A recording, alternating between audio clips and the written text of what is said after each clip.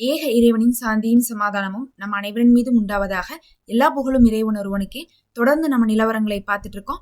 இப்போ வந்திருக்கக்கூடிய சில முக்கியமான தகவலை ஒரு தொகுப்பாக பார்க்கலாம். அதுலேயும் முதல் விஷயமே பார்த்தீங்கன்னா, இன்னைக்கு காசாவுடைய போராளிகள் ஒரு எச்சரிக்கையை அரபு நாடுகளுக்கு விட்டுருக்காங்க. ஏன் அரபு நாடுகளுக்கு எச்சரிக்கையை விட்டுருக்காங்க அப்படின்னு சொல்லிட்டு பார்க்கும்போது, அரபு நாடுகளுடைய படை தான் பார்த்தீங்கன்னா சர்வதேச படைகளாக இருக்கிறாங்க. அவங்கள காசாக்குள்ள களமிறக்க போறோம்னு சொல்லிட்டு இன்னைக்கு ட்ரம்ப் அறிவிச்சிருக்காரு.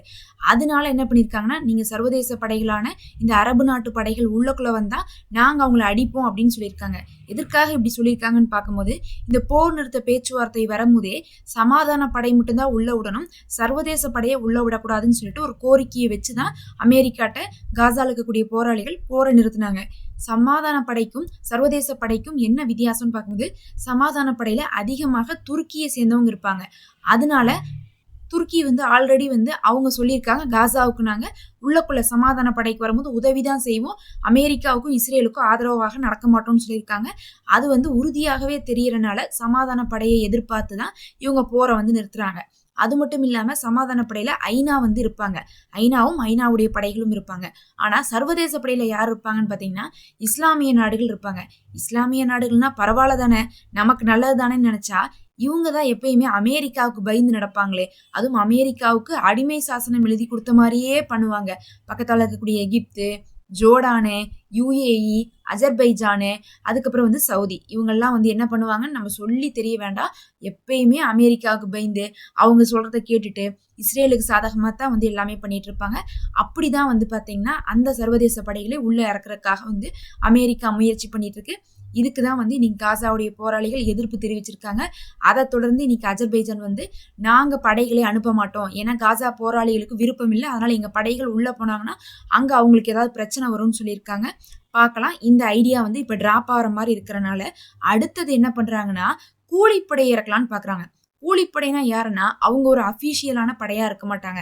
அவங்கள காசு கொடுத்து வாங்கி அங்க உள்ள அனுப்பி அடியாள் மாதிரி செயல்படுத்துறதுக்காக அமெரிக்கால இருந்து என்ன பண்ணிருக்காங்க, இந்த வேலையை இப்ப முயற்சி பண்ணிட்டு இருக்காங்க. இன்னைக்கு கூட பென்டகன்ல பேச்சுவார்த்தை நடந்திருக்கு. கூலிப்படை உள்ள போறதுக்கு எவ்வளவு காசு கொடுக்கணும், நீங்க காசாவை நாங்க சொல்ற மாதிரி கண்ட்ரோலுக்குள்ள கொண்டு வருவீங்களா அப்படிங்கிற மாதிரிலாம் என்ன பண்ணிருக்காங்க, பேச ஆரம்பிச்சிருக்காங்க. கூலிப்படை உள்ள போனாலும் சண்டை பெருசாகுமோ தவிர ஒரு அமைதியோ சமாதானமோ வராது. இப்போதைக்கு அமெரிக்காவுக்கு எப்படியாவது காசாவை கண்ட்ரோல் பண்ணணும்னு பாக்குறாங்க. ஆரம்பத்துல ட்ரம்ப் என்ன சொன்னார்னா, காசா அமெரிக்காவுடையது, காசாவே நாங்க என்ன பண்ண போறோம், மார்க்கெட்டிங் ஏரியாவா மாற்ற போறோம், அவங்கள ரியல் எஸ்டேட்டா போட போறோம், அந்த ஏரியாவே போட போறோம், அந்த ஊரவே நாங்க என்ன பண்ண போறோம், டூரிஸ்டுக்காக மாற்ற போறோம், அங்க இருக்கக்கூடிய மக்களை என்ன பண்ண போறோம்னா அங்கிருந்து இடம் மாற்ற போறோம்னு பேசிட்டு இருந்தாங்க. அப்ப எல்லாரும் என்ன பண்ணாங்கன்னா, எல்லா நாடுகள்ல இருந்தும் அழுத்தம் கொடுக்க ஆரம்பிச்சதுக்கு பிறகு இப்ப அமெரிக்கா என்ன பண்ணிட்டாங்கன்னா, இல்ல காசாவை நாங்க எதுவும் பண்ண போறது இல்ல, அது பாலஸ்தீனம் தான் அப்படின்னு சொல்லிட்டு இந்த போர் நிறுத்தத்தின் மூலமாக இந்த மாதிரி ஆட்களை அனுப்பி கண்ட்ரோல் பண்ணி அவங்க நினைக்கிறத சாதிச்சுக்கலான்னு பாக்குறாங்க.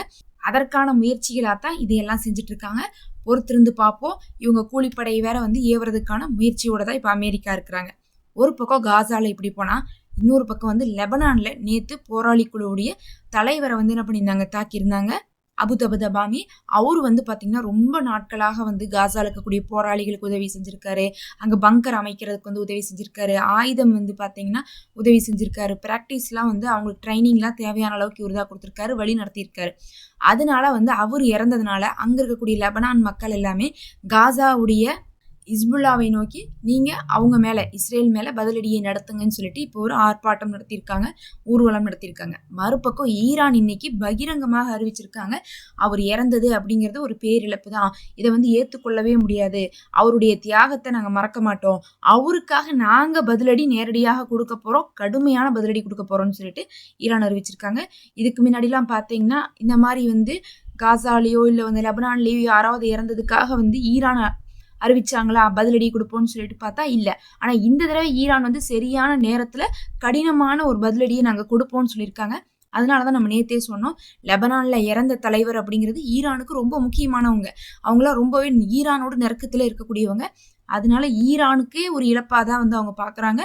பதிலடி கொடுப்போம்னு சொல்லிட்டு ஈரானே அறிவிச்சிருக்காங்க. அதுவும் ட்ரூ ப்ராமிஸ் 3 அப்படிங்கக்கூடிய ஒரு விஷயம் ரொம்ப நாளா வந்து வெயிட்டிங்ல தான் இருந்துட்டு இருக்கு. ஏன்னா 2 ப்ராமிஸ் 1, 2 இது எல்லாமே முடிச்சிட்டாங்க இஸ்ரேல் அட்டாக் பண்ணி.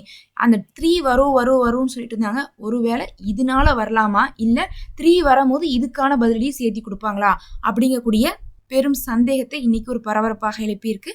பொறுத்திருந்து பார்ப்போம். இதெல்லாம் தான் இப்போ வந்து முக்கியமான தகவல்.